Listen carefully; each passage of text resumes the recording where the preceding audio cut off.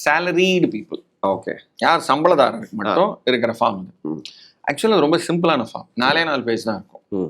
So யாருக்கு வந்து சம்பளம் இருக்கு, அதே மாதிரி யாருக்கு ப்ராப்பர்ட்டி இன்கம் இருக்கும், ஸோ அவங்களுக்கு வந்து ஹவுசிங் லோன் வாங்கியிருப்பாங்க, செல்ஃப் ஆக்குபைடா அவங்க வீடு, அதுக்கு ஏதாவது அந்த இன்ட்ரெஸ்ட் கட்டியிருப்பாங்க, அதே அவங்களுக்கு கழிவாக கிடைக்கும். ஸோ இல்லை ஒரு வீட்டுக்கு மேலே இருக்கலாம், அதை வந்து வாடகை விட்டுருக்கலாம், ஸோ அந்த வாடகை வருமானமும் அதில் காமிக்கலாம். ஸோ அப்போ சம்பளதாரர், வாடகை வருமானம், இல்லை இன்ட்ரெஸ்ட் ஹவுசிங் லோனில் இருக்கும். ப்ளஸ் இந்த வருஷம் ஒரு 1.25 லட்சம் வரைக்கும் நான் வந்து லாங் டேர்ம் கேபிட்டல் கெயின்ஸ், மூலதன ஆதாயம், ஸோ எஸ்பெஷலி கேபிட்டல் கெயின்ஸை ஷேர்ஸில் வாங்கி விற்றுருக்கேன், மியூச்சுவல் ஃபண்டை வாங்கி விற்றுருக்கேன். 1.25 தாண்டக்கூடாது. ஓகே. ஏன்னா 1.25 வரைக்கும் வரியே கிடையாது.